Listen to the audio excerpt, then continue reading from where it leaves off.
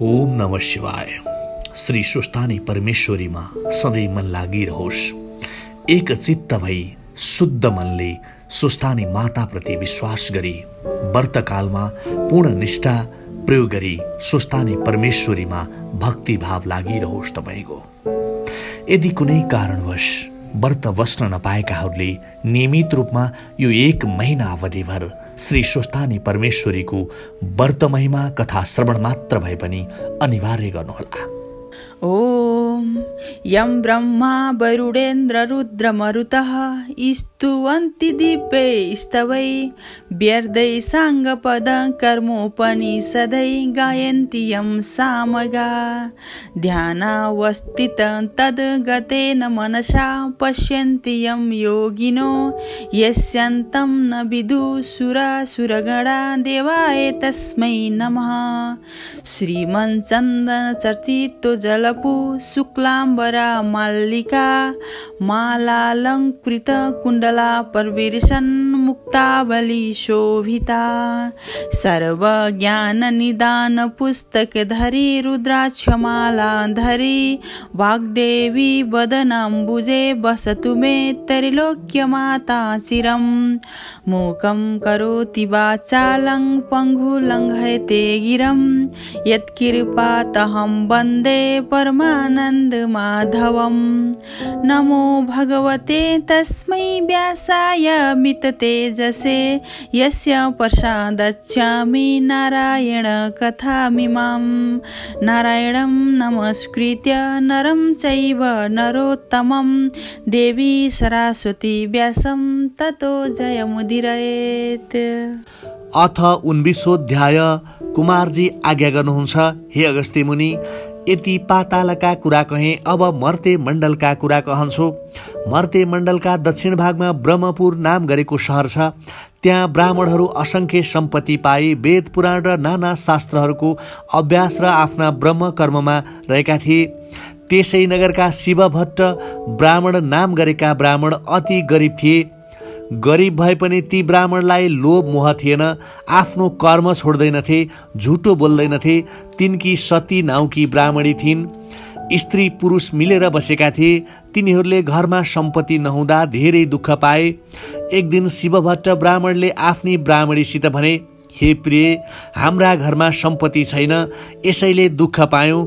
अब सम्पत्ति कमाउन सिद्धि गणेशको सेवा गरौं भनी दुवै स्त्री पुरुषले 8 दिनमा मंगलबारका बिहानी पख महाकष्ट गरी श्रद्धापूर्वक पूजा गरी सेवा गर्न लागे।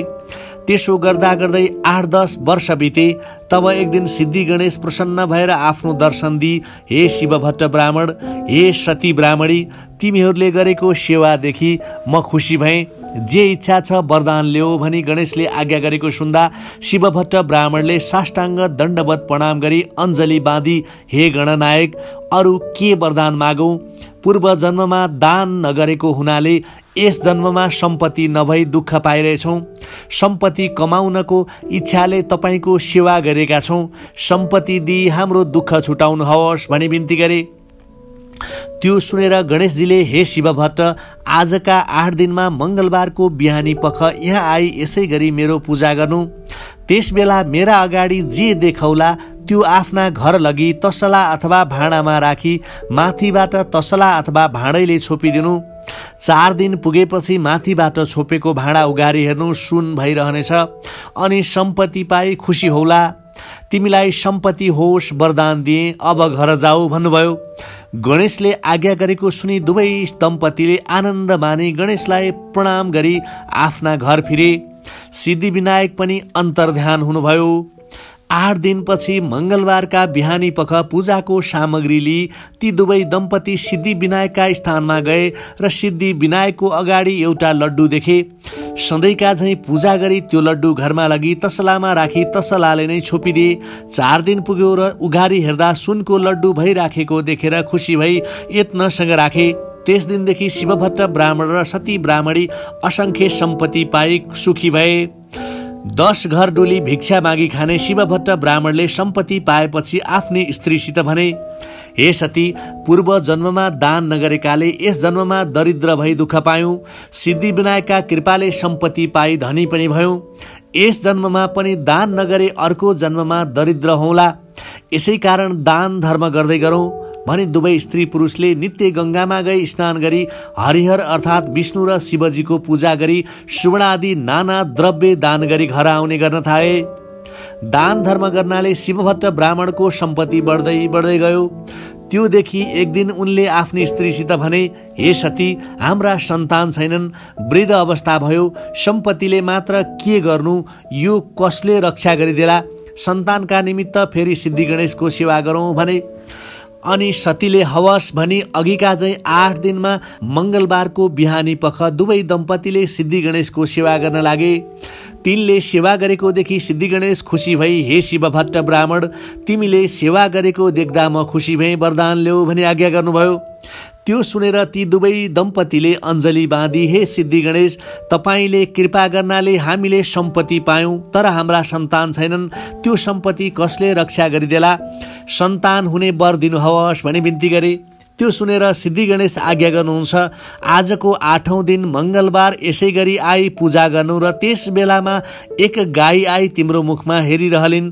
तिमीले पनि गाईको मुखमा हेरी पूजा गर्नु। त्यसपछि गाईले गोब्र्याउलिन् र त्यो गोबर भूमिमा पर्न नपाउँदैमा थापी घर लगी तसला अथवा भाँडामा राखी माथिबाट तसला अथवा भाँडैले छोपिदिनु। त्यस गोबरदेखि कन्या उत्पन्न भइरहलिन्। पुत्र भने तिमीले राखेको छैन। त्यति गणेशले आज्ञा गरेपछि शिवभट्ट र सतीले हवस भनी मनमा हर्ष मानी साष्टाङ्ग दण्डवत प्रणाम गरी घर फर्कँदा भए। अनि 8 दिन पुग्यो र मंगलबारका दिन बिहानी पख पूजाको सामग्री लिई दुवै स्त्री पुरुष गणेशको स्थानमा गएर सिद्धि गणेशको पूजा गर्न लाग्दा गाई आई हेरिरहिन्। त्योदेखि गणेशको पूजा गरी गाईको मुख हेरी पूजा गरी प्रणाम गरे। अनि गाईले गोब्र्याइन् र शिवभट्टले त्यो गोबर भूमिमा पर्न नपाउँदैमा चाँडै हातमा थापी सिद्धि गणेशलाई प्रदक्षिणा गरी दुवै स्त्री पुरुषले घर गई त्यो गोबर तसलामा राखी माथिबाट त्यसैले छोपिदिए। 4 दिन पुग्यो र माथिबाट छोपेको तसला उगारी हेर्दा त्यस गोबरदेखि कन्या उत्पन्न भइरहेकी देखे। कस्ती कन्या भने मध्याह्न कालमा सूर्यको जस्तो तेज भएकी, गरुडको जस्तो केश भएकी, मृगका जस्ता आँखा भएकी, पूर्णिमाका चन्द्रमा जस्तो मुख भएकी, बासुकी नागका जस्ता हात भएकी, सिंहको जस्तो कम्मर भएकी, हात्तीका शुण जस्ता जङ्गा भएकी, सावित्रीका जस्ता पैताला भएकी, लक्ष्मीको जस्तो शरीर भएकी, यस्ती परम सुन्दरी कन्यालाई देखि दुवै स्त्री पुरुषले खुसी भई तसलादेखि झिकी राम्रोसित पाले। त्यस बालिकालाई दूध भएन र फेरि मंगलबारका बिहानी पख सिद्धि विनायकका स्थानमा गई पूजा गरे। गणेश प्रसन्न भई, हे ब्राह्मण ब्राह्मणी, जे इच्छा छ भन भनी आज्ञा गर्नुभयो। शिवभट्ट ब्राह्मण भन्दछन्, हे गणेशजी, तपाईका कृपाले सम्पत्ति पनि भयो, सन्तान पनि भयो, त्यस बालिकालाई खुवाउने दूध भएन, यही बिन्ती गर्न आइरहेको छु। यति शिवभट्टको कुरा सुने त्यस शिशुलाई दूध दिए भनी गणेश अन्तर्ध्यान हुनुभयो। शिवभट्ट ब्राह्मण र सती ब्राह्मणी हवस भनी घर फिरे। सती ब्राह्मणीले घर आई आफ्ना स्तन निचोरी हेर्दा दूध आयो र त्यस शिशुलाई दूध पिउन दिई बढाइन्। जस्तै सीता उत्पन्न हुँदा जनक राजालाई आनन्द भएथ्यो, त्यस्तै गरी ती बालिका उत्पन्न हुँदा तिनीहरूलाई आनन्द भयो। आफ्ना मर्यादाले ब्राह्मणहरूलाई डाकी विधिसित न्वारण गराए। ब्राह्मणहरूले, हे शिवभट्ट, गाईका गोबरदेखि उत्पन्न भएकी हुनाले यस बालिकाको नाम गोमयाबाट गोमा भयो भनी नाम राखी यिनी भाग्यमानी हुनेछिन्, सबै लोकले मान्नेछन् भने। यति ब्राह्मणहरूले भनेपछि शिवभट्ट ब्राह्मणले श्रद्धापूर्वक दक्षिणा दिई भोजन गराएर ब्राह्मणहरू आफ्ना आफ्ना आश्रममा गए। ती कन्या शुक्ल पक्षका चन्द्रमा झैं दिनदिनै बढ्दै गई 5 वर्षकी भइन्। सधैँ दुवै स्त्री पुरुषले, हे पुत्री गुमा, हामी स्नान गरी आउँछौं, तैँले पूजा गर्ने अक्षता केलाई राखेस् भनी अराई गंगामा गई स्नान गरी हरिहरको पूजा गरी सुवर्ण आदि द्रव्य दान गरी उनीहरू घर आउँथे। शिवभट्ट ब्राह्मण र सती ब्राह्मणीले दान गर्दा इन्द्रको शहर अमरावती काँप्न थाल्यो। इन्द्रले डराई 33 कोटी देवता समेत भई कैलाश पर्वतमा गई श्री महादेवसित बिन्ती गरे, हे जगदीश्वर, मर्ते मण्डलका दक्षिण भागमा ब्रह्मपुर नाउँको एक शहर छ। त्यहाँ शिवभट्ट नाउँका एक ब्राह्मण र सती नाउँकी एक ब्राह्मणी छन्। ती दुवै स्त्री पुरुषले तपाईका पुत्र गणेशको सेवा गरी उनीले खुसी भई असंख्य सम्पत्ति दिए। ती शिवभट्ट ब्राह्मण सम्पत्ति पाएपछि नित्य गंगामा गई स्नान गरी हरिहरको पूजा गरी सुवर्णादि नाना द्रव्य दान गरी घर आउँछन्। तिनले दान धर्म गर्दा अमरावती थर्क्यो। हे करुणा निदान। अर्को कुरा के भने शिवभट्ट ब्राह्मणले सम्पत्ति पाएपछि सन्तान भएनन् र फेरि गणेशको सेवा गरी गणेशले सबै लक्षणले युक्त भएकी अत्यन्त राम्री पुत्री वरदान दिए। हे प्रभु, सबै लक्षणले युक्त भएकी अत्यन्त राम्री पुत्री वरदान दिए। हे प्रभु, रक्षा गर्नुहोस्। तपाईले रक्षा नगरे अमरावतीदेखि मैले निकल्नु पर्नेछ। इन्द्रका यति वचन सुनि श्री महादेव आज्ञा गर्नुहुन्छ। हे इन्द्र, नडराऊ, म रक्षा गरौँला, तिमी अमरावती जाऊ। त्यो सुनि हवस भनी श्री महादेवलाई साष्टाङ्ग दण्डवत प्रणाम गरी इन्द्र अमरावती गए।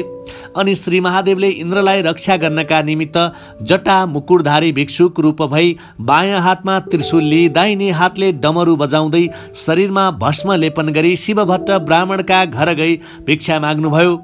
गोमा ब्राह्मणी आफ्ना बाबाको नित्य पूजालाई अक्षता केलाइरहेकी थिइन्। धेरै बेरपछि मेरा बाबा महतारी गंगामा स्नान गर्न जानुभएको छ, म अक्षता केलाउँदैछु, एकैछिन पर्खनुहुन्छ कि भिक्षा दिने कोही छैन भनी पर्खाइराखिन्। अक्षता केलाइसकी भिक्षा लिई भिक्षुक रूप श्री महादेवका पासमा आई, हे भिक्षुक, मेरा बाबा महतारी घरमा हुनुहुन्न, म अक्षता केलाउँदै थिएँ, बेर हुन गयो, दुःख नमान्नुहोला, भिक्षा लिनुहोस् भनिन्। त्यो सुनेर भिक्षुक रूप श्री महादेव आज्ञा गर्नुहुन्छ। हे ब्राह्मण कन्या, यतिका बेर पर्खाई अहिले भिक्षा दिन आइस, त्यो भिक्षा म लिन्न, दिने भए तेरा बाबाको पूजा गर्न केलाइराखेको अक्षता दे। त्यो सुनेर गोमाले लिने भए यही लिऊ, नलिने भए अक्षता त दिन्न भनिन्। त्यो सुनि श्री महादेवले, हे पापिष्ट ब्राह्मण कुमारी, तैँले अहंकारले मलाई भिक्षा दिइनस्, यसैले तँलाई श्राप दिन्छु। त 7 वर्ष कि हुँदा 70 वर्षको बुढासित तेरो विवाह होस्। फेरि तेरा बाबा महतारीले दुःखले सिद्धि गणेशको सेवा गरी कमाइराखेको सम्पत्तिको नाश होस्। फेरि तँलाई पनि अनेक नाना तरका दुःख परुन्। फेरि तेरा बाबा महतारी पनि चाँडै नै मरिजाउन्। यति 4 कुरा तँलाई श्राप दिए भनी त्यो भिक्षा नली बाहिर आएर उहाँदेखि अन्तर्ध्यान भई कैलाश पर्वत जानुभयो। इति श्री स्कंद पुराणे केदारखण्डे माघ महात्म्ये कुमार गस्ते संवादे श्री स्वस्तानी परमेश्वराया व्रत कथायां गोमयोत्पत्ति नाम उनर्विशोऽध्याय। श्री स्वस्तानी परमेश्वरी की जय। उपनयन्तु मंगलव सकल जगन मंगलालय श्रीमान दिनकर किरण निबोधित नव नलिन दल निवेक्षण कृष्ण काले वसन्तु उपजन पृथ्वी सस्यशालिनी देशोस्यं शोभरहितो ब्रह्माण्ड सन्तु निर्भया अपुत्रा पुत्रिण सन्तु पुत्रिण सन्तु पौत्रिण निर्धना सधना सन्तु जीवन्तु शरदं शतं। तत्रैव गंगा यमुना च तत्र गोदावरी सिन्धु सरस्वती च तीर्थानि सर्वाणि वसन्ति तत्र यत्र चौतद्वार कथा प्रसंग या कुंदे या तुषारहार धवला या शुभ्रवस्ता वृता या वीणा वरदंड मंडित करा या श्वेत पद्मासना या वरमाच्युत शंकर परभित भीरदेवै सदा वंदिता श्यामा पातु सरस्वती भगवती निशेष जाड्यपहा कायेन वाचा मनसेर्वैर्वा बुद्धयात्मना प्रकृति स्वभावत करोमि संकलस परस्मै नारायणयति समर्पयेत। आध्यात्मिक आँखाले हेर्ने एउटा सुन्दर किताब खबर.com।